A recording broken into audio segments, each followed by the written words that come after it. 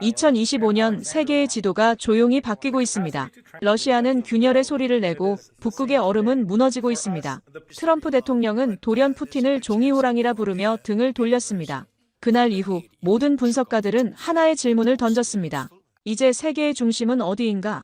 그런데 그 답을 찾던 어느 날 한 보고서의 마지막 줄에서 낯익지만 믿기 어려운 이름이 등장했습니다. 지도 위, 얼음과 바람의 나라 한가운데 새겨진 단 하나의 나라. 과연 그 나라는 어디일까요? 사연 시작 전 구독과 좋아요로 대한민국을 응원해주세요. 워싱턴의 이상한 분위기가 감돌았습니다. 트럼프 행정부 내부에서 뭔가 움직이고 있다는 소문이었죠. 저는 나토 자문으로 일하며 그런 신호들을 읽어왔습니다. 그리고 그때 한 가지 변화를 감지했습니다.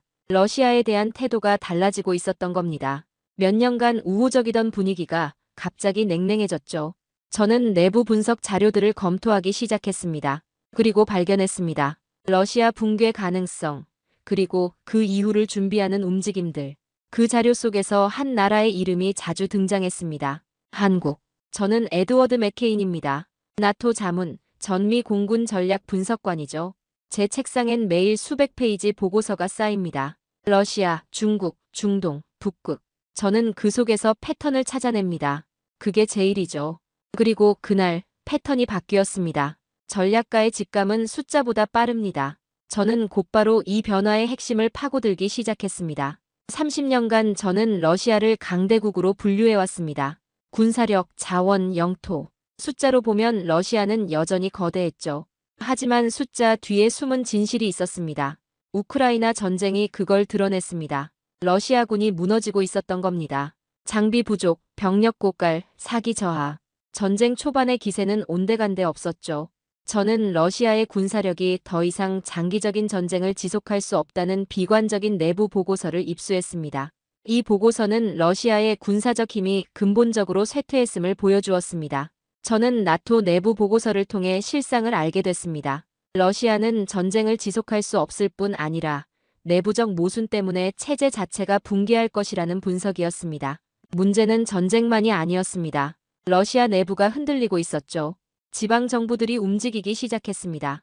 사할린 사하공화국, 무르만스크, 모스크바의 통제가 약해지자 그들은 독립을 꿈꾸기 시작했던 겁니다. 이는 단순한 내부 소요가 아니라 러시아의 영토가 민족 단위로 분열될 가능성을 보여주고 있었습니다.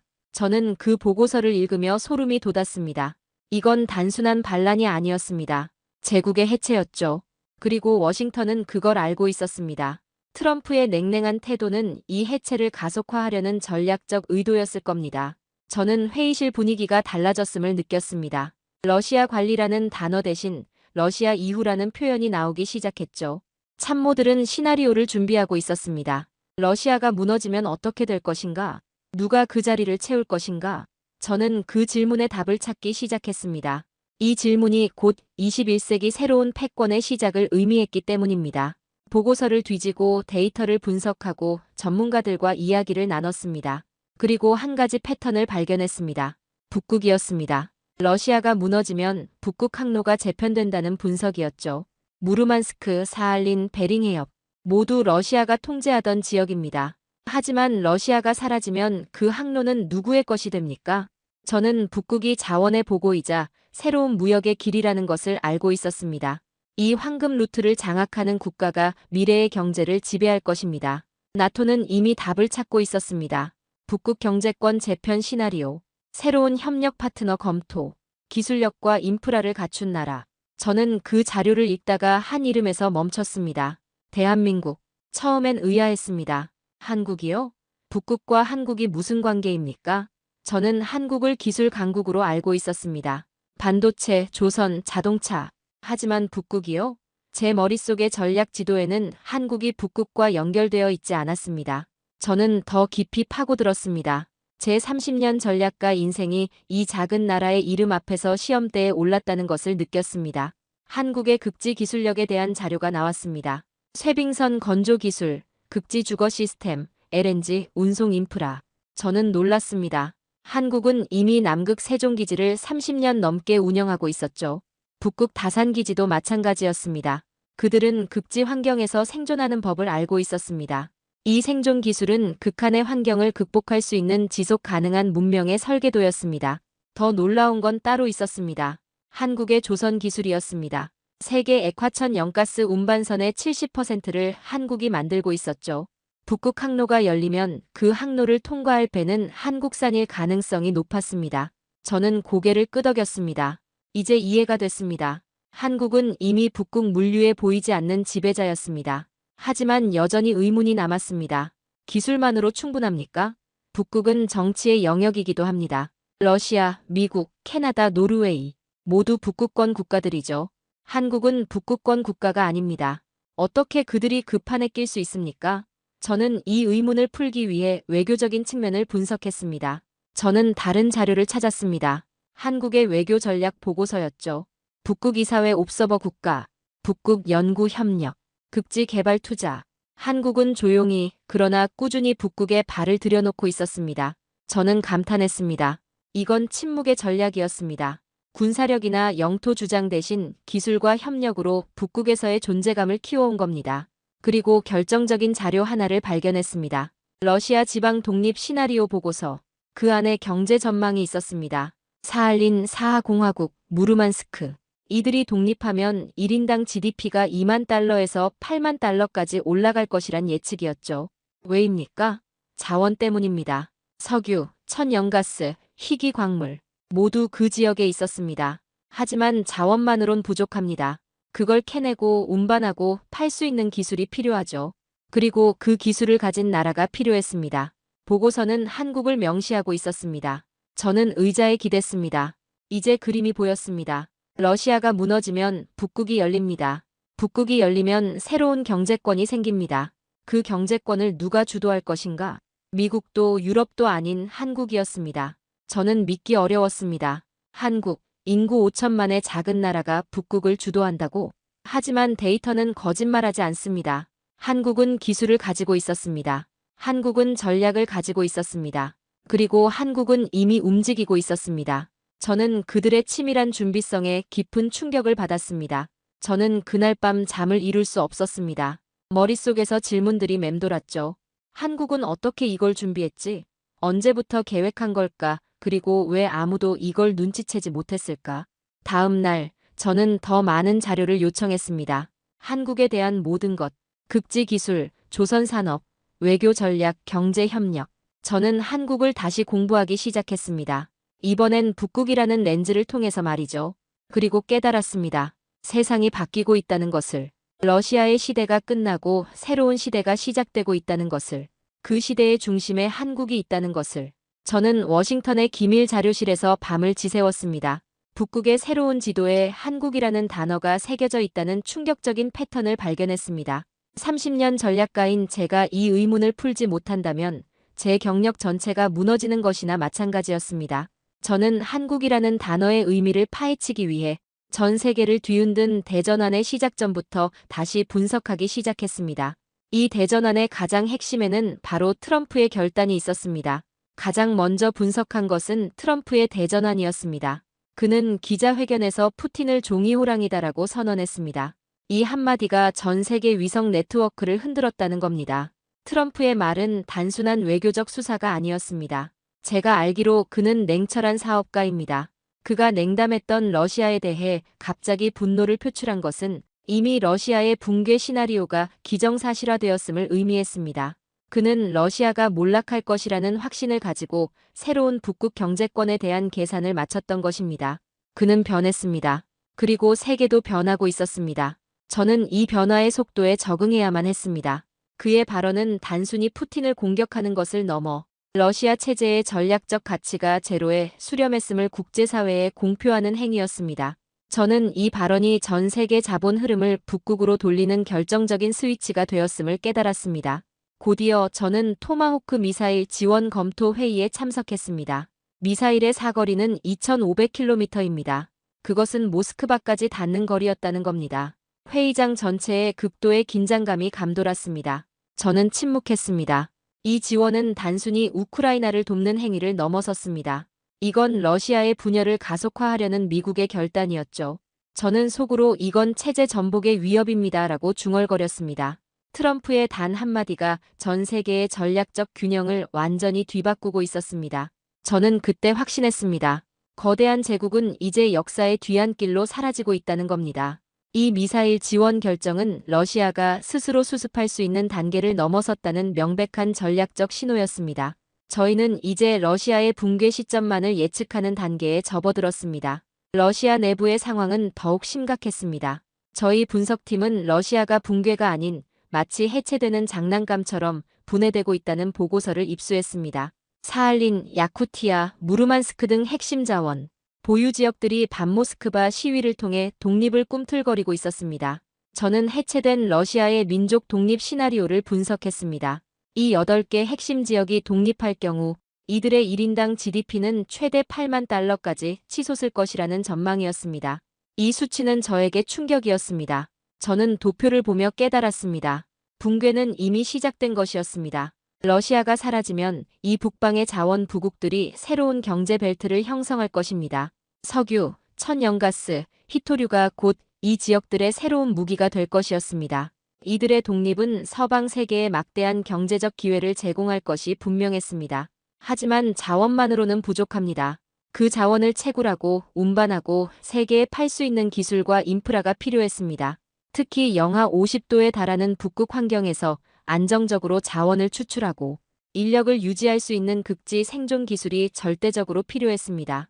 이는 서방의 기술로는 쉽게 해결할 수 없는 지속 가능한 문명의 영역이었습니다. 바로 이 지점에서 다시 한번 한국의 이름이 제 레이더에 강하게 포착되었습니다. 왜 하필 한국이었을까? 저는 이 의문을 풀기 위해 깊이 파고들기 시작했습니다. 제가 가진 서구 중심의 기술 관점으로는 한국이 답일 수 없었기 때문입니다. 저는 제 전략적 편견을 깨기 위해 모든 자료를 검토했습니다.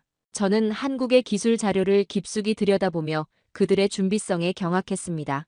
첫째는 선박 기술입니다. 북극 항로 운송의 핵심인 LNG, 쇠빙선을 한국이 세계 시장의 70% 가까이 건조하고 있었습니다. 북극이 열리면 그 항로를 지배하는 것은 한국산 선박이라는 겁니다. 이는 곧 물류 주권이 한국에게 있다는 것을 의미했습니다. 둘째는 극지 인프라였습니다. 영하 50도에서도 난방 효율이 뛰어난 온도령 극지 주거 시스템, 그리고 방한 인프라였습니다. 저는 그들의 온도를 처음엔 믿지 않았습니다. 서구의 첨단 기술만이 해답이라 생각했습니다. 그런데 데이터가 제 생각을 배신했습니다. 한국은 이미 남극과 북극에서 조용히 30년 가까이 생존 기술을 축적해왔습니다. 그들의 온돌 기술은 단순한 난방을 넘어 극한의 환경에서 인간의 신뢰성을 유지하는 핵심 기술이었습니다. 저는 이 기술이 북극의 새로운 문명을 건설할 수 있는 유일한 해법임을 깨달았습니다. 자원보다 무서운 건 기술입니다. 한국이 그걸 증명하고 있었다는 겁니다. 저는 이제 한국을 기술 강국을 넘어 극지 리더로 다시 정의하기 시작했습니다. 그들의 기술은 단순한 도구가 아니라 북극이라는 새로운 문명을 건설할 수 있는 설계도였다는 겁니다. 이는 서방 세계가 가진 단기적이고 군사적인 관점을 완전히 뛰어넘는 지속 가능한 생존 전략이었습니다. 저는 이 보고서가 가진 전략적 가치를 누구보다 잘 알고 있었습니다. 한국은 이미 러시아 붕괴 이후를 완벽하게 준비하고 있었습니다. 이들의 준비성은 지난 30년간의 인내와 헌신의 결과물이었습니다. 모든 분석은 하나의 결론으로 귀결되었습니다. 지정학은 힘의 지도입니다. 그런데 지금 그 지도 위에 한국이 중심이 되려 하고 있습니다. 저는 회의실 창밖의 성조기를 바라보며 깊은 고뇌에 빠졌습니다. 미국이 러시아라는 거대한 장벽을 무너뜨리는 역할을 했다면 한국은 그 장벽이 무너진 후 새로운 길을 개척할 준비를 마친 유일한 국가였습니다. 저는 이제 더 이상 회의론자가 아닙니다. 저는 결심했습니다. 이건 단순한 전쟁이 아니라 문명의 이동이었습니다. 북극의 얼음은 녹고 있었습니다. 그리고 저는 한국이 그 얼음을 녹이는 불씨가 될 것이라 확신했습니다. 제가 30년간 쌓아온 전략적 지식이 이 작은 나라의 생존 기술 앞에서 완전히 새로운 방향을 가리키고 있었습니다. 저는 이 거대한 전환 속에서 제가 해야 할 역할이 무엇인지 깨달았습니다. 그것은 바로 한국을 세계 질서의 중심으로 끌어올리는 것이었습니다. 저는 워싱턴의 자료실에서 북극 항로 관련 데이터를 검토했습니다. 한국의 기술력이 북극의 새로운 질서에서 핵심 설계도 역할을 할 것임을 깨달았습니다. 이제 저는 그 의문을 확신으로 바꾸기 위해 북극 항로 자체의 미래 가치와 그것을 실현할 기술적 능력을 집중적으로 분석하기 시작했습니다. 저는 얼음 대신 데이터로 북극을 봤습니다. 제 30년 전략가 인생이 이 데이터에 걸려 있었습니다. 가장 먼저 검토한 것은 북극 항로 전략 보고서였습니다. 러시아의 통제에서 벗어난 무르만스크나 사하 공화국 같은 부동항 지역들이 부상하고 있었습니다. 저는 이제 북극을 더 이상 얼음의 땅으로 보지 않습니다. 그것은 새로운 실크로드였습니다. 지구온난화로 인해 얼음이 녹으며 기존 수에즈 운하보다 훨씬 짧은 새로운 해상길이 열리고 있었던 겁니다. 전략가라면 이 기회를 놓칠 수 없다는 거죠. 북극 항로를 이용하면 유럽에서 아시아까지의 운송거리가 최대 40% 단축됩니다. 이는 물류 비용과 시간을 혁신적으로 절감하는 문명사적 대전환을 의미했습니다. 저는 이 단축된 항로가 전 세계 제조 및 공급망의 중심축을 완전히 뒤흔들 것이라고 확신했습니다.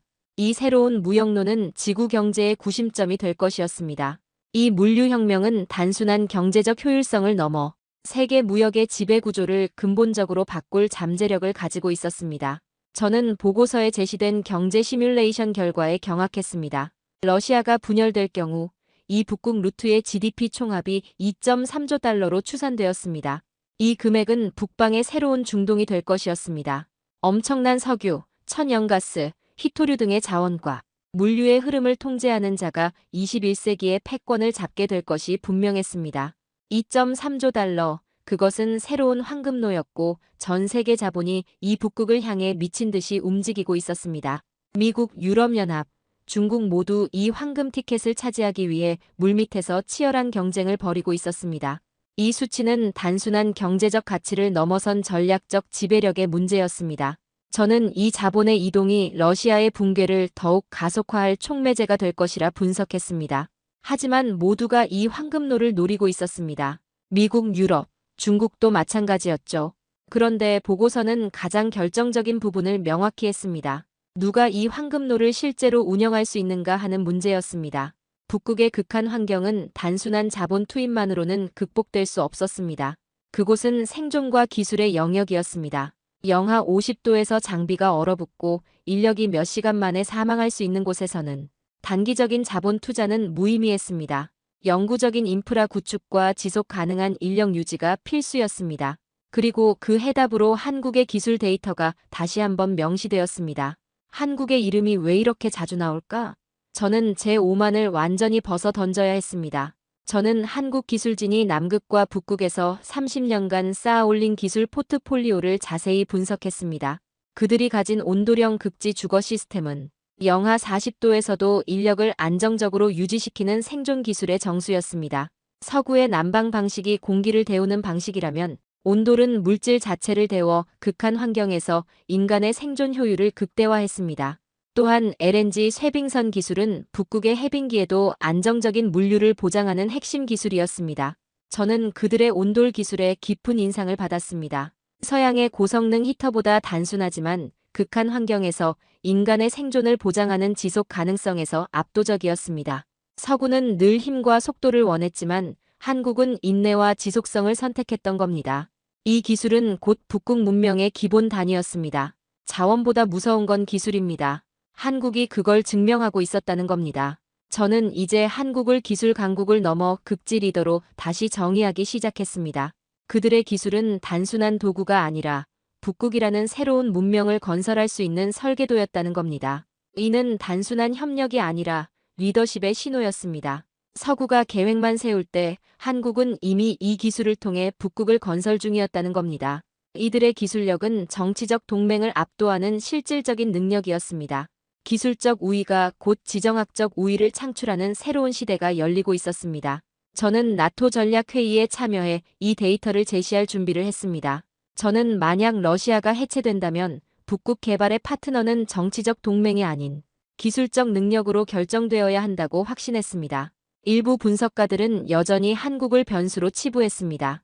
그들은 여전히 군사력과 핵무기의 관점에서 북극을 바라보고 있었습니다. 그들은 한국을 단순히 미국의 하위 파트너로 보려는 낡은 관성을 버리지 못했습니다. 하지만 저는 단호하게 반박했습니다. 한국은 변수가 아니라 유일한 대안입니다. 그들의 기술은 수십 년간 인류의 생존을 증명했습니다. 러시아의 붕괴가 예상되는 상황에서 이처럼 완벽하게 준비된 인프라와 기술을 가진 나라는 한국 외에 없었습니다. 저는 속으로 그들은 이미 한국을 선택했다고 확신했습니다. 나토는 이미 북극 개발의 새로운 표준을 한국에게서 찾고 있었습니다. 저는 제 모니터 속 북극 지도 위에서 깨달음의 순간을 맞았습니다. 지도 위 북위 70도선 주변에 한국 기술 파트너십이라는 문구가 선명하게 보였습니다. 저는 전략가였지만 그때는 경이로움에 사로잡혔습니다. 저는 얼음 대신 데이터로 북극을 봅니다. 이제 저는 알았습니다. 21세기의 북극 경제는 한국의 기술로 시작한다는 것을 말입니다.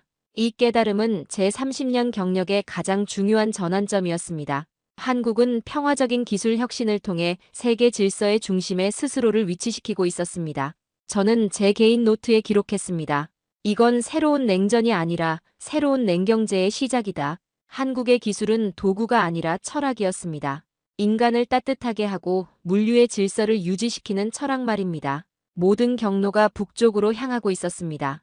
그리고 그 끝에는 한국이 있었습니다. 저는 이제 한국을 새로운 북극 강국으로 인정할 수밖에 없었습니다. 제가 30년간 지켜온 전략의 관점이 한순간에 뒤바뀐 경험이었습니다. 저는 이 보고서가 워싱턴의 전략적 사고를 근본적으로 뒤흔들 것임을 알고 있었습니다. 저는 모든 데이터를 확인했지만 여전히 마음속에 불신이 남아 있었습니다. 냉철한 전략가인 저는 책상 위의 수치 대신 극한의 현장을 직접 봐야 했습니다. 그래야 제 30년 오만을 완전히 찢어버릴 수 있을 것 같았습니다. 북극의 추위가 제 이론을 어떻게 시험할지 직접 확인하고 싶었습니다. 저는 이성이 아닌 감각으로 한국의 기술을 느껴야만 했습니다. 서구 중심의 전략적 관점이 한국의 생존 철학 앞에서 어떻게 무너지는지를 직접 확인해야만 했습니다. 저는 나토 주재 대표 자격으로 노르웨이 북부의 북극 항로 시찰단에 합류했습니다. 목적지는 러시아 접경 지역에 위치한 극지 연구 기지였습니다. 비행기에서 내리자마자 영하 35도의 매서운 칼바람이 저를 덮쳤습니다. 살을 애는 듯한 추위는 제가 워싱턴에서 보았던 모든 전략 보고서의 냉정함을 단숨에 뛰어넘는 현실이었습니다. 도착하자마자 거대한 쇠빙선 옆에 태극기가 펄럭이는 것을 봤습니다. 한국이 여기에 있다는 사실에 다시 한번 충격을 받았습니다.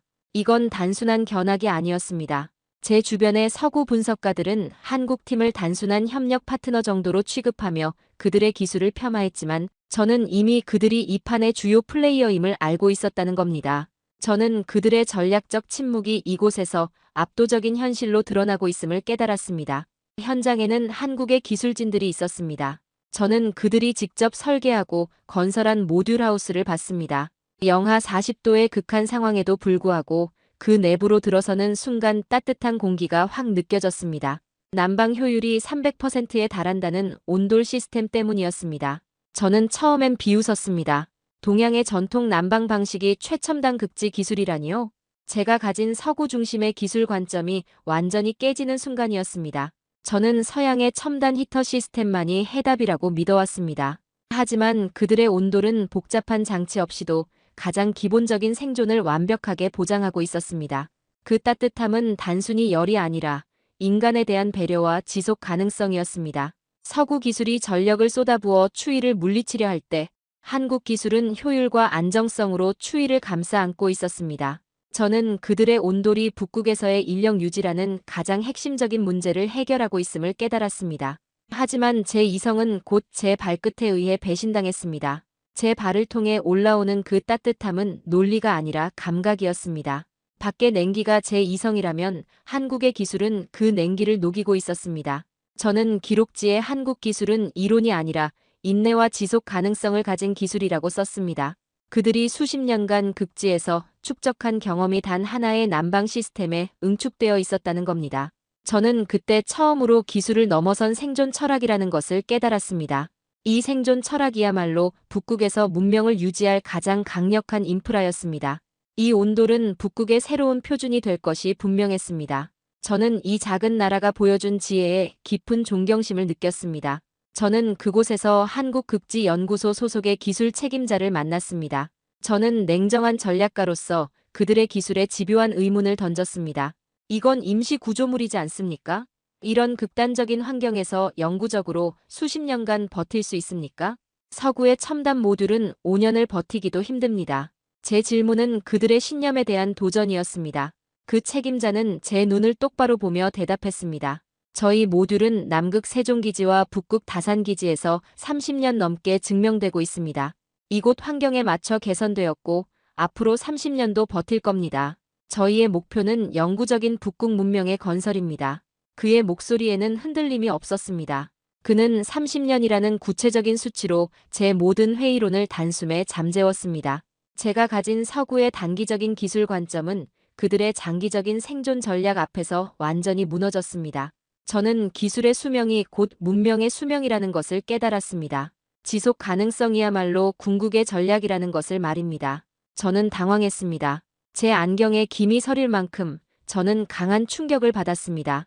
이들의 기술은 단순히 물건을 만드는 수준을 넘어 극한 환경에서 문명을 유지하는 인프라였다는 겁니다. 이는 곧 이들이 북극의 영구적인 정착을 가능하게 만드는 유일한 열쇠를 쥐고 있음을 의미했습니다. 특히 한국의 조선 기술이 다시 머릿속을 스쳤습니다. 저는 쇠빙선 건조 현장으로 발걸음을 옮겼습니다. 세계 LNG 운반선의 70% 이상을 한국이 건조하고 있었습니다. 이들 중 상당수가 영하 50도에서도 운항 가능한 극지용 쇠빙 기술을 갖추고 있었습니다. 북극 항로가 열리면 그 항로를 지배할 쇠빙선과 운반선 역시 한국의 기술 없이는 불가능했습니다. 저는 이들이 북극의 물류 주권까지 확보하고 있다는 사실에 두려움을 느꼈습니다.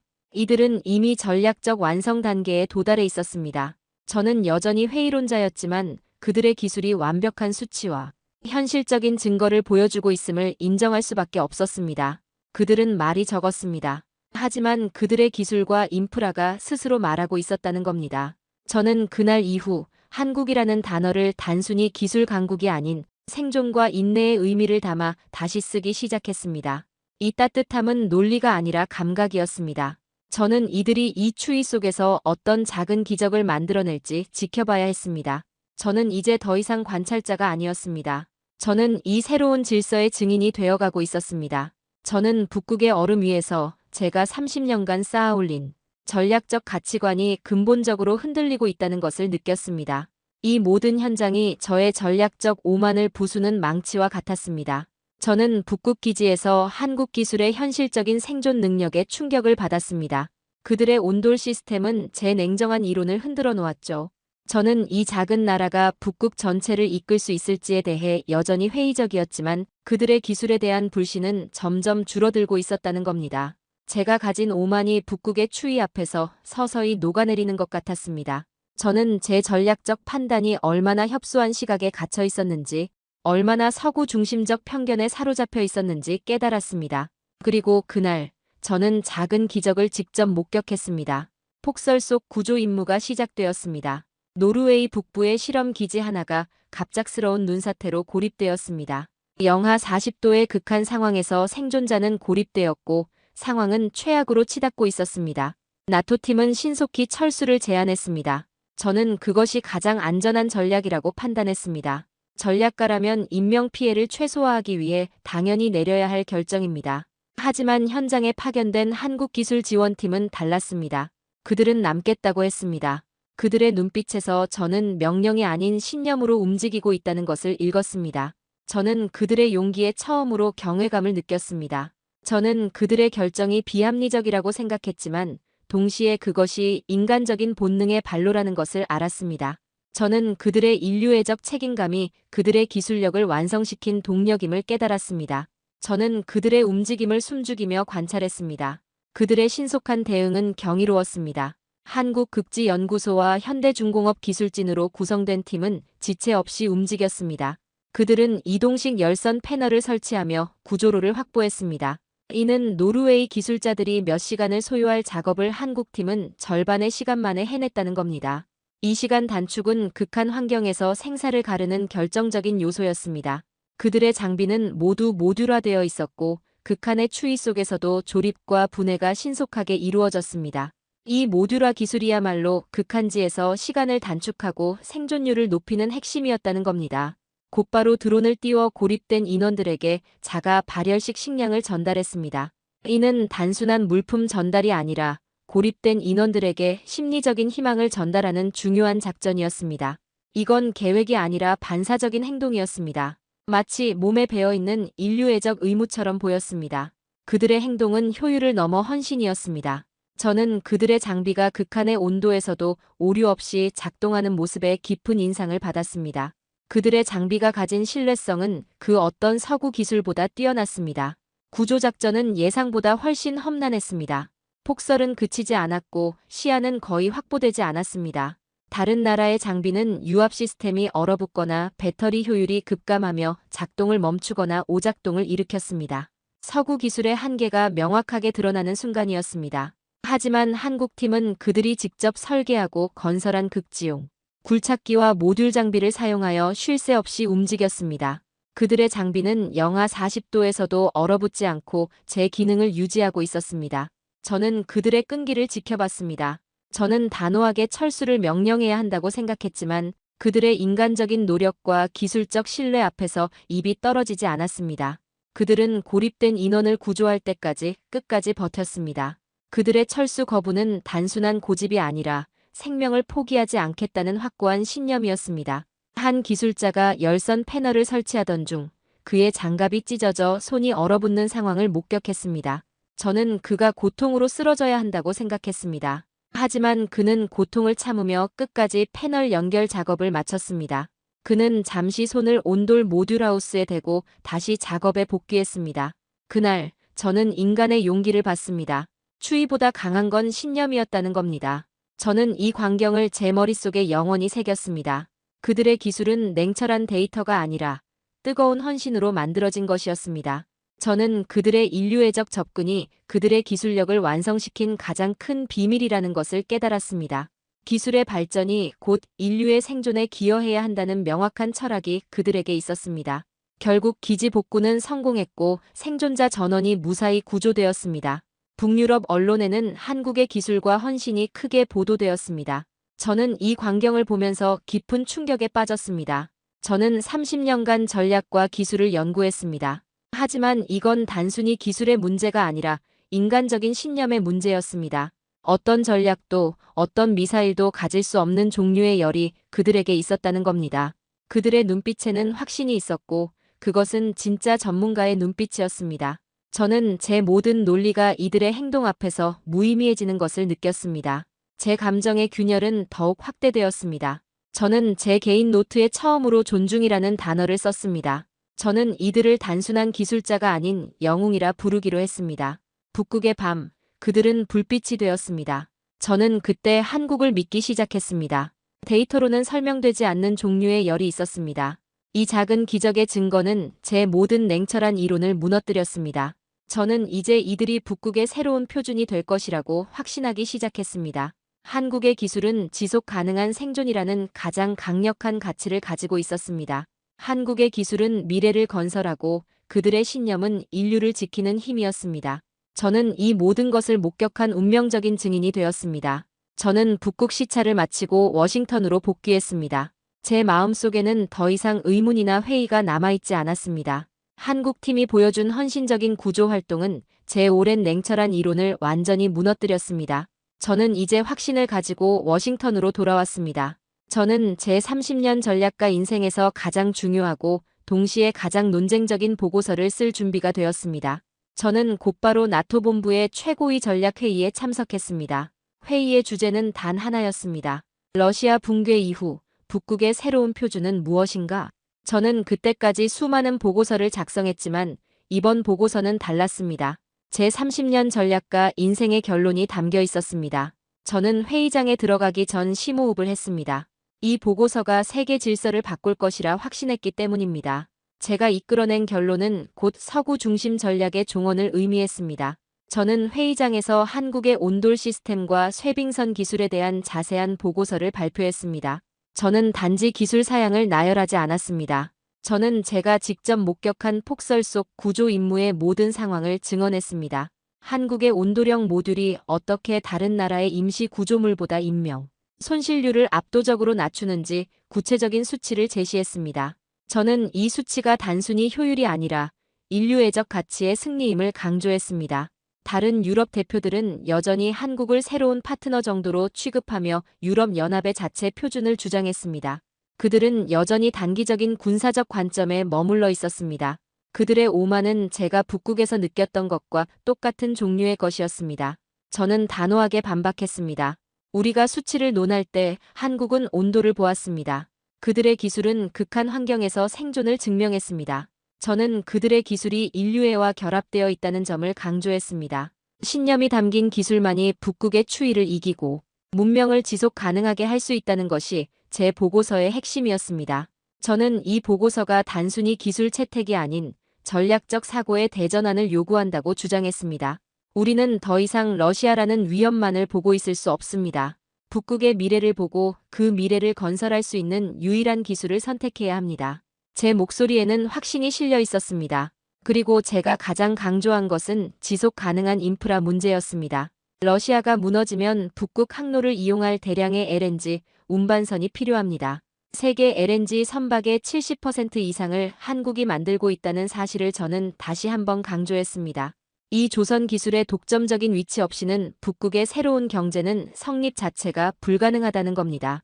저는 단호하게 주장했습니다. 한국의 기술은 대안이 아니라 유일한 표준입니다.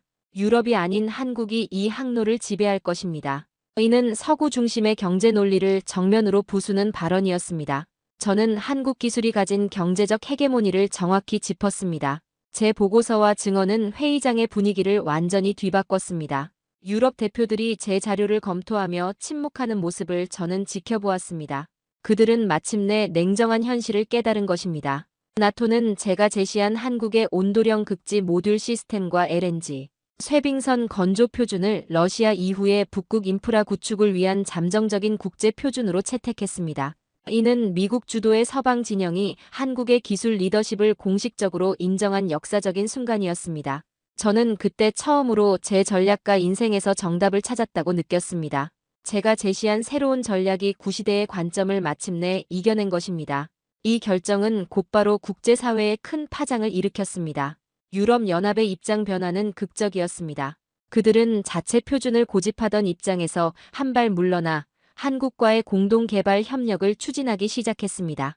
그들의 공식 보고서에는 북극 생존 표준은 한국 모델이라는 문구가 선명하게 찍혀 있었습니다. 제가 북극에서 목격한 작은 기적이 이제 거대한 국제 표준이 되어가고 있었다는 겁니다. 저는 이제야 모든 그림이 완성되었다고 느꼈습니다. 트럼프의 결정은 파괴였고 한국의 기술은 그 위에 세워지는 새로운 창조였다는 겁니다. 이는 기술이 군사력을 이긴 역사적인 사례였습니다. 저는 워싱턴으로 돌아와 제 마지막 보고서를 작성했습니다. 보고서의 결론은 명확했습니다. 러시아의 붕괴는 북극의 끝이 아니라 한국 주도의 새로운 냉경제의 시작입니다. 저는 더 이상 한국을 작은 나라로 보지 않았습니다. 그들은 기술과 신념으로 무장한 새로운 세계 질서의 핵심 플레이어였습니다. 저는 30년간 전략을 분석했지만 결국 가장 중요한 전략은 인간의 생존을 보장하는 기술이었다는 것을 깨달았습니다. 저는 이 보고서를 제출하며 제가 역사의 전환점에 서 있음을 다시 한번 확인했습니다. 이 보고서는 단순한 제안이 아니라 21세기 전략의 새로운 선언이었습니다. 워싱턴으로 돌아온 저는 마음속에 깊은 확신을 품고 있었습니다. 한국은 더 이상 조용한 조력자가 아니었습니다. 그들은 북극의 새로운 질서를 설계한 주체였습니다. 그리고 저는 그 사실을 직접 눈으로, 손끝으로, 마음으로 확인했습니다. 나토 본부 회의가 끝난 후 각국의 움직임은 놀라웠습니다. 유럽은 한국의 온도령 모듈 시스템을 자국의 극지 기지에 도입하기 시작했고 미국은 한국 조선사와 함께 새로운 세대의 LNG, 쇠빙선 개발 협약을 체결했습니다. 극지 연구의 중심은 이제 노르웨이나 캐나다가 아니라 서울과 울산으로 옮겨가고 있었습니다. 조용히 그러나 확실하게 세계의 무게 중심이 이동하고 있었습니다. 저는 보고서의 마지막 장을 쓰며 손을 멈췄습니다. 30년 동안 수많은 데이터를 분석해왔지만 이토록 따뜻한 기술로 세계 질서를 바꾼 나라는 처음이었습니다. 그들의 힘은 군사력도 자원도 아니었습니다. 사람을 살리는 기술, 추위를 품어 안는 철학이었습니다. 한국의 기술은 효율이 아니라 인류애에서 태어났습니다. 그들은 추위를 이기기보다 함께 살아가는 방법을 찾았습니다. 그 온돌의 열은 단순한 열이 아니라 인간의 존엄을 지키는 불빛이었습니다. 저는 그 순간 깨달았습니다. 진정한 전략이란 사람을 살리는 기술 위에 세워져야 한다는 것을. 저는 이제 압니다. 새로운 시대의 전략은 미사일이나 핵무기가 아니라 사람을 살리고 문명을 지탱하는 기술에서 나온다는 것을 저는 냉전의 그림자 속에서 수많은 궤적을 추적해왔지만 결국 찾은 것은 새로운 시대의 항로를 개척할 한국의 기술과 신념이었습니다. 러시아의 균열은 끝이 아니라 한국이 주도할 새로운 냉경제의 시작이었습니다. 그리고 그 역사는 지금 북극의 얼음 위에서 조용히 쓰이고 있습니다. 워싱턴의 밤은 여전히 차가웠지만 제 마음은 이상할 만큼 따뜻했습니다. 저는 창밖으로 북쪽 하늘을 바라보며 조용히 중얼거렸습니다. 이제 세계의 중심은 따뜻한 나라에 있습니다. 그 나라는 한국이었습니다. 그리고 저는 확신합니다. 21세기의 항로를 열어갈 첫 불빛은 그 얼음 위에서 한국의 손으로 켜질 것입니다. 그날 한국의 한 장면이 세계를 놀라게 했습니다. 그들은 강력한 무기를 손에 쥐었지만 그것을 휘두르지 않는 힘을 보여주었습니다. 미국도 러시아도 누구도 따라할 수 없는 그 침착한 선택에 모두가 숨을 멈췄습니다. 전 세계가 두려워한 그 무기의 비밀에 관한 이야기 지금 시작합니다. 그 전에 잠깐 여러분의 구독과 좋아요는 영상 제작에 아주 큰 힘이 됩니다. 저는 리처드 앤더슨입니다. 미국 워싱턴에 위치한 국제전략분석센터에서 20년간 군사 위기 시뮬레이션을 담당해온 전략 분석가입니다. 전 세계 주요 분쟁 국가의 군사 데이터, 전술 패턴, 무기 성능 등을 바탕으로 전쟁 발생 가능성과 그 확산 범위를 예측하는 모델을 설계하고 있습니다. 수학과 물리, 인공지능 알고리즘이 저의 언어이며 감정이나 직관은 계산에 도움이 되지 않는다고 믿어왔습니다. 저에게 전쟁은 숫자의 게임이었고 모든 결과는 예측 가능한 변수들의 조합이라고 여겨왔습니다. 그런 제 분석 시스템에 처음으로 예외 경고가 떠오른 건 몇 달 전 한국 동해 해역에서 벌어진 한 모의 실험이었습니다. 미합참에 연동된 실시간 전장 시뮬레이션 프로그램 상에서 한국 해군의 가상 작전은 단 한 번도 실패 판정을 받지 않았습니다. 수직 발사관 기반의 탄도 미사일 반격 시나리오에서 한국 측 대응은 적 잠수함의 공격 지점보다 0점 먼저 전술 좌표를 확보했고 이는 데이터상 불가능한 반응 속도로 간주됐습니다. 저는 시뮬레이션 로그를 수차례 검토했고 AI 분석 모듈의 오류 가능성까지 점검했지만 결과는 매번 동일했습니다. 저는 단순 오류일 것이라 생각했습니다. 하지만 이상한 점은 같은 실험을 3회 반복했을 때마다 한국 쪽 무기 시스템만이 예외값을 보여줬다는 겁니다. 도무지 설명이 되지 않았습니다. 설계도상으로는 불가능한 기동, 공식 데이터에 존재하지 않는 반응 변수였습니다. 다른 국가들의 시뮬레이션은 모두 예상 범위 안에서 움직였는데 유독 한국만이 계산을 벗어나고 있었습니다. 동료 분석가들은 웃으며 넘겼습니다. 한국, 걱정 마. 거긴 기술은 있지만 전쟁은 못해. 그 한마디의 제 안에서 뭔가 미묘한 감정이 일었습니다. 비웃는 듯한 그 말. 그리고 이상하게도 계속 마음에 걸리던 수치 하나였습니다. 왜 하필 한국이었을까? 왜 그들만이 제 시스템에서 예외로 분류되었을까? 저는 한국의 최신 주력 잠수함, 도산한 창호함에 대해 다시 살펴보기 시작했습니다. 세부 재원은 제한적이었지만 공개된 자료만으로도 한 가지 확신이 들었습니다. 이건 단순한 함선이 아니었습니다. 기술적 스펙보다도 그 함선을 둘러싼 맥락들이 더 인상적이었습니다. 가장 먼저 눈에 띈 것은 디젤 전기 추진 방식임에도 불구하고 세계 최초로 SEM을 탑재했다는 점이었습니다. 이건 군사 상식상 거의 불가능한 조합이었습니다. 핵추진이 아닌 재래식 잠수함에 전략 무기를 탑재한다는 건 기술적 도전을 넘어선 철학적 선택이었습니다. 제 뇌 속에 붉은 점 하나가 찍히는 듯했습니다. 계산도, 통계도, 이론도 설명하지 못하는 결정적 직감이 스며들기 시작했습니다. 그때까지만 해도 그 직감이 제 인생의 모든 공식을 부숴놓을 줄은 저는 정말 몰랐습니다. 몇 달 뒤 저는 한국 국방부로부터 공식 초청을 받았습니다. 군사기술 교류 명목의 방문이었지만 정확히 말하면 한국 측은 자신들의 무기 체계에 대해 제게 무엇도 증명할 필요가 없다는 입장이었습니다. 그저 한번 직접 보시죠. 라는 짧은 초대장이 전부였습니다. 이상했습니다. 대부분의 국가들은 자국의 군사력을 과시하거나 숨기려 했는데 한국은 그냥 보라고 했습니다. 마치 확신에 찬 듯한 태도였습니다. 서울에서 KTX를 타고 남쪽으로 몇 시간, 경상남도 진해 해군기지에 도착했습니다. 비가 막 그친 회색 바다 위로 안개 속에 잠긴 회색 함선들이 조용히 부유하고 있었습니다. 그 광경은 전혀 화려하지 않았지만 묵직한 존재감으로 제 발걸음을 멈춰 세웠습니다. 저를 안내한 사람은 홍중령이었습니다. 도산한 창호함의 실전 작전 시연을 담당한 장교였죠. 첫인상은 단정했습니다. 과도한 경례도 없었고 불필요한 설명도 없었습니다. 그는 조용히 말했습니다. 이쪽입니다. 말보다는 그냥 직접 보시는 게 빠르실 겁니다. 그 말엔 자부심도 과시도 없었습니다. 그저 확신,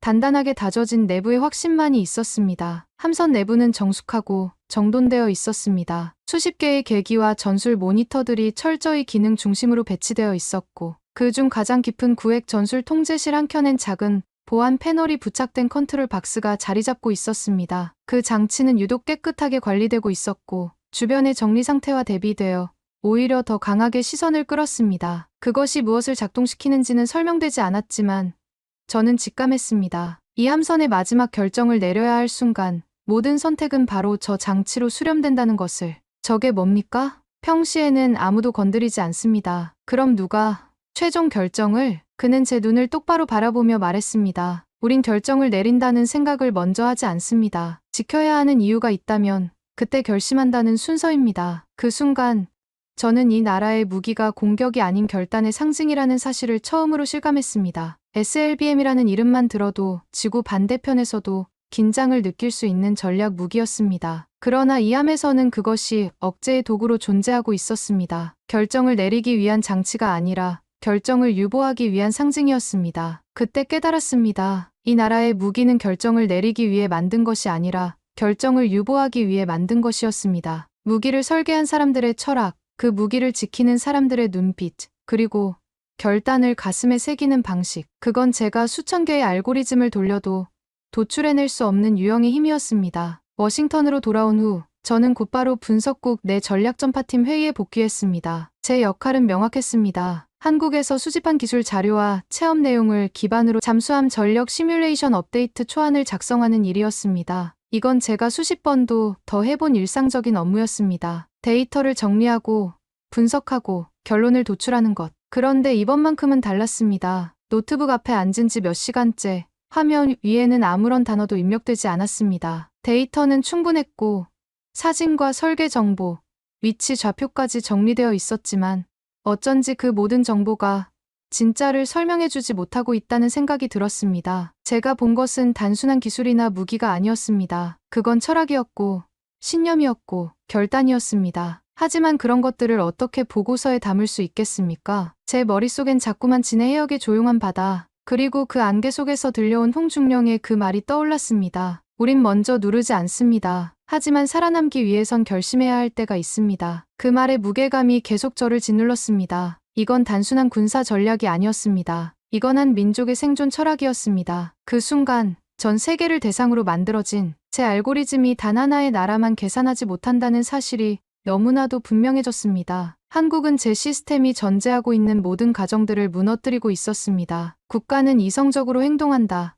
무기는 공격을 위해 존재한다. 전쟁은 승리를 목적으로 한다. 하지만 한국은 달랐습니다. 그들은 감정과 신념으로 움직였고 무기를 억제를 위해 사용했으며 전쟁보다는 평화를 선택했습니다. 보고서를 제출하기 전 저는 부국장 워너에게 초안을 검토받았습니다. 그는 조용히 스크린을 넘기며 말했습니다. 이건 기술적 분석이 아닙니다. 당신, 감정에 휘둘린 겁니까? 저는 대답하지 않았습니다. 그가 이어 말했습니다. 결단, 철학, 그런 건 전략이 아닙니다. 우린 확률을 예측하는 부서입니다.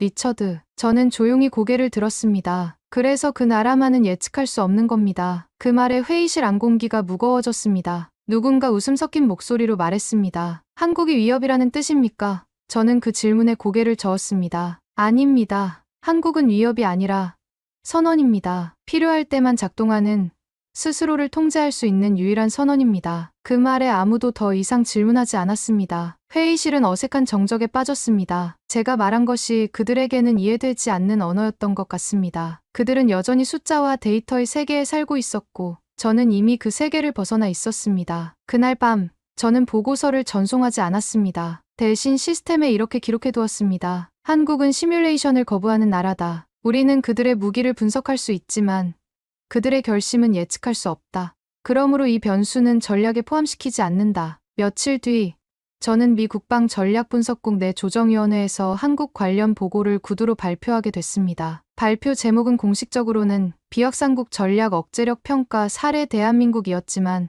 실제로는 제가 한국에서 보고 들은 것들, 그들의 무기보다도 더 무서운 결정의 구조를 설명하기 위한 자리였습니다. 하지만 저는 이미 예감하고 있었습니다. 그들이 제 말을 이해하지 못할 것이라는 것을 말입니다. 회의는 시작부터 무겁고도 날카로웠습니다. 제가 입을 열기도 전에 고참 분석관 브레넌이 먼저 말했습니다. 이건 상징을 전략으로 착각한 사례 아닙니까? 그의 목소리에는 이미 결론이 내려져 있었습니다. 한국은 감정적이고 비논리적인 나라라는 편견이 깔려 있었습니다. 저는 미소도 없이 고개를 들었습니다. 그 상징 하나가 제 시뮬레이션을 무너뜨렸습니다. 모두가 조용해졌습니다. 저는 이어서 말했습니다. 그들의 SLBM은 기술적으로 위협적이지 않을 수 있습니다. 하지만 그걸 먼저 쓰지 않겠다는 철학과 함께 갖고 있다는 것. 그게 진짜 억제력입니다. 국방부 파견 장교는 비웃듯 말했습니다. 철학으로 전쟁을 막을 수 있다면 우리도 설계도 대신 명언집을 만들었겠죠. 그 순간 제 안에서 오래 억눌러왔던 감정이 튀어나올 뻔했습니다. 하지만 저는 차분하게 다시 말했습니다. 그들은 설계도 없이도 억지력을 가졌습니다. 그리고 제가 본 건 기술이 아닌 책임감으로 무장한 무기였습니다. 그게 바로 우리가 이해하지 못하는 한국식 전략입니다. 회의실의 분위기는 점점 차가워졌습니다. 제가 말하는 모든 것이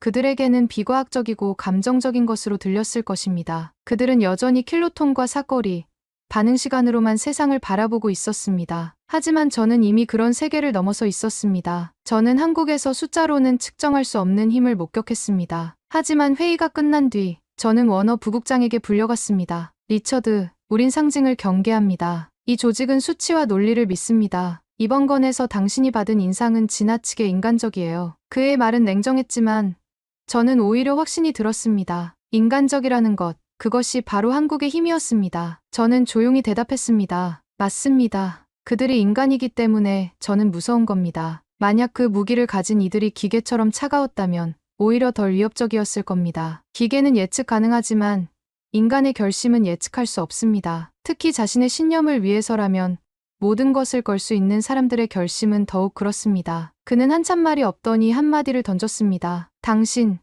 한국에 감정이 생긴 건가? 저는 생각하지 않고 대답했습니다. 그건 감정이 아니라 존경입니다. 그 말을 하는 순간 저는 깨달았습니다. 제가 한국에서 느낀 것은 두려움도 경계심도 아니었습니다. 그것은 경외감이었고 존경이었습니다. 그 후로도 저는 몇 차례 내부 회의에 참여했습니다. 하지만 이상할 만큼 한국이 포함된 보고서에서 제 이름은 점점 사라지고 있었습니다. 처음에는 우연이라고 생각했습니다. 하지만 시간이 지날수록 의도적인 배제라는 것이 분명해졌습니다. 제가 한국에 대해 가진 관점이 조직의 방침과 맞지 않는다는 것을 그들도 알고 있었던 것 같습니다. 사무실에서도 동료들의 대화는 미묘하게 바뀌었습니다. 리처드는 요즘 좀 이상하지 않아? 분석가가 나라의 감정을 가지면 그건 전략이 아니라 신념이야. 저는 아무 말도 하지 않았습니다. 그들의 말이 틀렸다고 반박할 생각도 없었습니다. 오히려 그들이 맞다고 생각했습니다. 저는 이미 분석가가 아니라 목격자가 되어 있었습니다. 저는 이제 더 이상 설득하려 하지 않았습니다. 대신 조용히 제가 구축한 시뮬레이션 알고리즘의 예외값, 항목에 하나의 이름만을 남겼습니다. 국가명 대한민국, 변수명, 결정적 전환 변수, 상태 예측 불가, 발동 조건 내부 철학에 기반한 자율적 결단, 대응 방법 없음. 그건 제가 처음으로 어느 나라에도 붙여본 적 없는 평가였습니다. 대부분의 국가는 경제력, 군사력, 정치 구조, 사이버 능력 등을 기반으로 충분히 수치화된 위협 평가가 가능했습니다. 러시아는 핵무기로, 중국은 경제력으로, 북한은 예측 불가능성으로 분류되었습니다. 하지만 그 모든 것들도 결국은 패턴이 있었습니다. 그러나 한국은 달랐습니다. 그들은 선택이 빠르고 감정이 깊으며 무엇보다 책임감이라는 변수로 움직였습니다. 도산한 창후함의 에세이 아니라 그걸 누르지 않는 철학이 진짜 무기였습니다. 그 철학을 무기로 여기는 사회, 그 사회를 묵묵히 지켜보는 군인들의 존재 자체가 예측 불가능한 요소였습니다. 그날 이후로 제 컴퓨터 속 보고서 마지막 장에는 한 줄이 항상 고정되어 있었습니다. 주의 나라는 데이터로 분석되지 않는다. 그들의 결단은 숫자가 아닌 의지로 작동한다. 그것은 경고이자 동시에 존경의 표현이었습니다. 시간이 흘렀습니다. 전략 보고서에서도 시뮬레이션 회의에서도 한국이라는 이름은 점점 언급되지 않게 되었습니다. 마치 존재하지 않는 나라처럼 취급되기 시작했습니다. 대신 동유럽 국경 분쟁, 인도태평양 함대 배치, 사이버 전력 강화 같은 보다 측정 가능하고 명확한 주제들만 남았습니다. 조직의 관심사는 항상 가시적이고 즉각적인 위협에 집중되었습니다. 누군가가 말했습니다. 한국은 핵도 없고 전면전에 나설 가능성도 낮습니다. 전략적으로 별 의미 없습니다. 저는 그 말을 들으며 조용히 미소 지었습니다. 그들이 아무 의미 없다고 판단한 그 순간 저는 더욱 확신할 수 있었습니다. 가장 무서운 나라는 계산식에 나오지 않는 나라라는 것을, 가장 강한 무기는 사용하지 않는 무기라는 것을 말입니다. 밤마다 혼자 남은 사무실에서 저는 아무에게도 보이지 않는 보고서를 하나씩 썼습니다. 공식 문서도 아니고 제출용도 아닌 그저 기억을 위한 기록이었습니다. 언젠가 누군가는 이것을 읽을 필요가 있을 것이라는 막연한 확신이 있었습니다. 역사는 반복되고 오만은 언제나 같은 실수를 만들어내니까요. 그들의 침묵 속에는 수많은 이야기가 담겨 있었습니다. 전쟁의 아픔,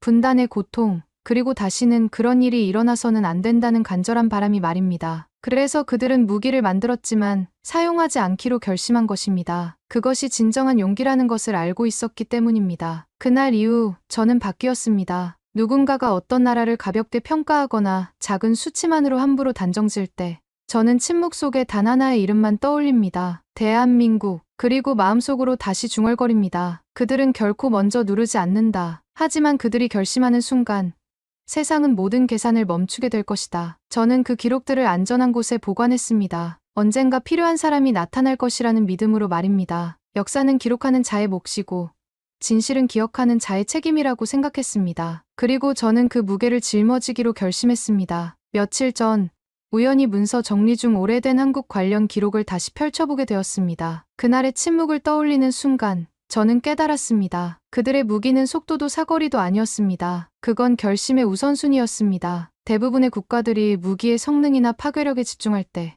한국은 언제 사용할 것인가가 아니라 언제 사용하지 않을 것인가를 먼저 고민했습니다. 이것이 그들만의 독특한 전략 철학이었습니다. 우린 군사 전략을 숫자로 계산합니다. 발사 시간, 비행거리, 반응 속도, 명중률, 파괴력, 모든 것이 수치화되고 비교되고 평가됩니다. 하지만 한국은 그 무엇보다 손을 대지 않기 위한 철학을 먼저 세웁니다. 이는 서구의 군사 전략가들에게는 이해하기 어려운 접근 방식이었습니다. 무기는 사용하기 위해 만드는 것인데 왜 사용하지 않기 위한 철학을 먼저 세운단 말인가? 그건 분석으로 설명되지 않았습니다. 결단이 기술보다 앞설 수 있다는 발상, 누를 수 있는 스위치를 앞에 두고도 참을 수 있는 나라의 침착함은 제 모든 이론을 무력화시켰습니다. 홍중령이 제게 남긴 마지막 말이 다시 떠올랐습니다. 기계보다 빠른 건 사람입니다. 그리고 사람보다 빠른 건 스스로 책임질 수 있는 결심입니다. 그 말은 단순한 미사여구가 아니었습니다. 그들이 실제로 그렇게 움직이고 있었습니다. 실제의 설계, 실제의 지휘체계, 실제의 훈련 방식 그 모두는 결심을 중심으로 짜여 있었습니다. 기술적 우위보다는 도덕적 우위를, 화력의 강함보다는 의지의 강함을 추구하고 있었습니다. 저는 이 사실을 누구보다 잘 알고 있었습니다. 왜냐하면 그 철학 하나로 제가 만든 20년치의 시뮬레이션이 단 한 번에 무너졌기 때문입니다. 제 시스템은 국가들이 합리적이고 예측 가능하게 행동한다는 전제하에 구축되었습니다. 하지만 한국은 합리성보다는 신념을, 예측 가능성보다는 원칙을 택했습니다. 세계는 기술로 군비를 키워가지만 한국은 누르지 않는 것을 기술보다 먼저 배운 나라였습니다. 그건 복제되지 않는 전략이었습니다. 다른 나라들이 아무리 한국의 기술을 모방하려 해도 그들의 철학은 모방할 수 없었습니다. 왜냐하면 그것은 수천 년의 역사와 문화, 그리고 아픔 속에서 터득한 지혜였기 때문입니다. 그리고 무엇보다도 경외해야 할 선택 방식이었습니다. 이후 저는 내 보고서에 이렇게 썼습니다. 이 나라는 군사 분석의 외곽에 두어야 한다. 왜냐하면 이들의 무기는 언제 쓸 것인가 보다 언제 쓰지 않을 것인가를 먼저 설계했기 때문이다. 그게 바로 제가 지금까지 본 어떤 핵무기보다도 무서우면서도 숭고했던 결심의 힘이었습니다. 그날은 조용한 오후였습니다. 평소처럼 사무실에서 시뮬레이션 결과를 정리하던 중 우연히 저장되지 않은 예전 실험 로그 하나를 열게 되었습니다. 파일명은 단순했습니다. 바로 한국 잠수함 대응 실험 초기 버전이었습니다. 몇 달 전에 그 데이터를 보는 순간 저는 문득 호기심이 생겼습니다. 그때와 지금 과연 제 관점이 얼마나 달라졌을까? 호기심 반, 습관 반으로 시뮬레이션을 다시 돌려봤습니다. 결과는 여전히 동일했습니다. 모든 가상 시나리오에서 한국의 대응은 예상 범위를 초과한다는 결과였습니다. 하지만 이번에는 그 이유를 알 수 있었습니다. 그건 설계상의 오류가 아니었습니다. 그건 단순한 기술 우위도 아니었습니다. 그건 철저히 계산을 거부하는 결심의 타이밍 때문이었습니다. 한국은 누르지 않았습니다. 그러나 한 번 결심한 순간 그 타이밍은 시뮬레이션이 감당할 수 없는 속도로 움직였습니다. 마치 오랫동안 압축된 용수철이 한순간에 풀리는 것처럼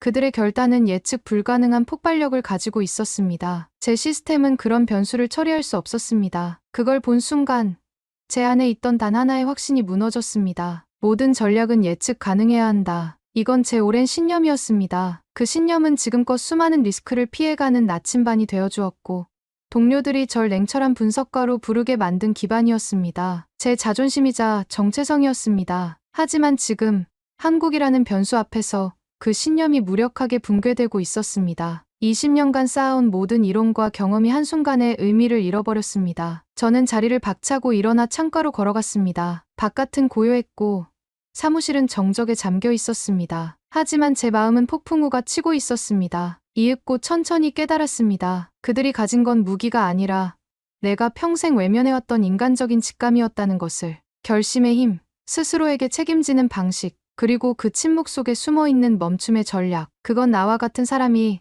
가장 두려워하는 방식이었습니다. 왜냐하면 그건 모든 시뮬레이션과 수치를 무력화시키는 신념의 무기였기 때문입니다. 저는 그동안 인간을 변수로 취급해왔습니다. 예측 가능한 패턴을 가진 데이터 포인트로 여겨왔습니다. 하지만 한국에서 만난 사람들은 달랐습니다. 그들은 데이터가 아니라 신념으로 움직였고 패턴이 아니라 원칙으로 행동했습니다. 그리고 그것이 어떤 첨단 무기보다도 강력한 힘을 발휘한다는 것을 보여주었습니다. 저는 제 자리로 돌아와 노트북을 덮었습니다. 그건 후회가 아니라 존경의 표시였습니다. 그들 앞에서 내가 가진 모든 공식을 스스로 내려놓는 것이었습니다. 겸손하게 인정하는 것이었습니다. 세상에는 계산할 수 없는 힘이 존재한다는 것을 말입니다. 그날 나는 무너졌지만 그 무너짐 안에서 비로소 진실을 보게 되었습니다. 진정한 힘은 기술이 아니라 철학에서 나온다는 것을, 진정한 무기는 파괴가 아니라 절제에서 탄생한다는 것을 말입니다. 이제는 익숙해진 전략보고 회의였습니다. 그날도 회의실엔 수십 개의 위성사진,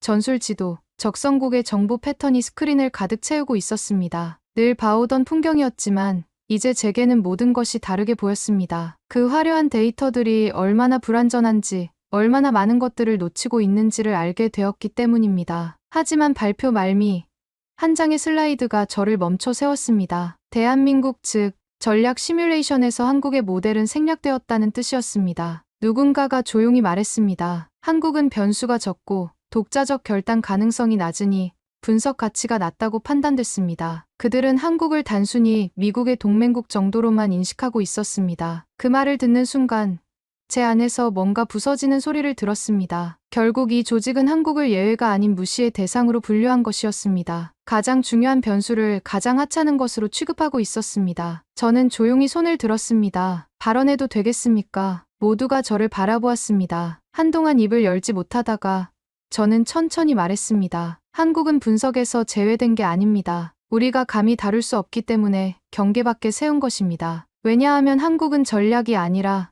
철학이기 때문입니다. 회의실이 조용해졌습니다. 아무도 말을 잇지 않았습니다. 제 말이 그들에게는 생소하게 들렸을 것입니다. 하지만 저는 계속해서 말해야 했습니다. 저는 말을 이어갔습니다. 우리가 한국을 무시하면 할수록 그들은 더욱 조용히 자신을 준비합니다. 그 침묵 속엔 위협이 있는 것이 아니라 절대 먼저 움직이지 않겠다는 책임이 있습니다. 그리고 그 책임감이야말로 전 세계에서 가장 무서운 무기입니다. 저는 도산한 창호함에서 본 그 컨트롤 박스를 떠올렸습니다. 누구도 함부로 건드리지 않지만 필요하다면 언제든 사용할 수 있는 그 상징을 말입니다. 어느 누구도 반박하지 않았습니다. 제 말이 너무 단호했기 때문일 수도 있고 아니면 이해할 수 없어서였을 수도 있습니다. 그들은 결심을 전략보다 먼저 배웁니다. 그리고 결심이란 건 어떤 인공지능도 예측할 수 없는 인간의 고유한 능력입니다. 저는 홍중령의 눈빛을 떠올렸습니다. 그 확신에 찬 시선, 그리고 무엇보다 흔들리지 않는 신념을 말입니다. 한국의 무기는 기술적 우위에 있지 않았습니다. 그것은 도덕적 우위, 철학적 우위에 있었습니다. 그들은 무기를 만들었지만 사용하지 않기로 결심한 나라였습니다. 그리고 그 결심 자체가 어떤 핵무기보다도 강력한 억제력을 발휘하고 있었습니다. 이것을 이해하지 못하는 한 우리는 영원히 한국을 제대로 평가할 수 없을 것입니다. 그날 회의가 끝난 후 저는 제 책상으로 돌아와 단 하나의 문장을 기록했습니다. 대한민국은 시뮬레이션 불가, 전술적 예외가 아닌 철학적 독립 대상. 그 순간 저는 오히려 안도했습니다. 어느 누구도 그 나라를 제대로 분석하지 못하는 지금 이 순간이 그들이 가진 유일하고도 숭고한 무기의 실체임을 저는 너무도 분명히 알고 있었기 때문입니다. 요즘 저는 회의에서 점점 말을 아끼게 되었습니다. 누군가가 한국 이야기를 꺼내면 다들 가볍게 웃거나 그쪽은 위협 순위에서 내려왔지라며 흘려듣습니다. 마치 이미 결론이 내려진 것처럼 한국은 고려할 가치도 없는 나라로 취급받고 있습니다. 하지만 저는 그럴 때마다 조용히 그들을 바라봅니다. 그리고 속으로만 중얼거립니다. 당신들이 그렇게 말할 수 있는 건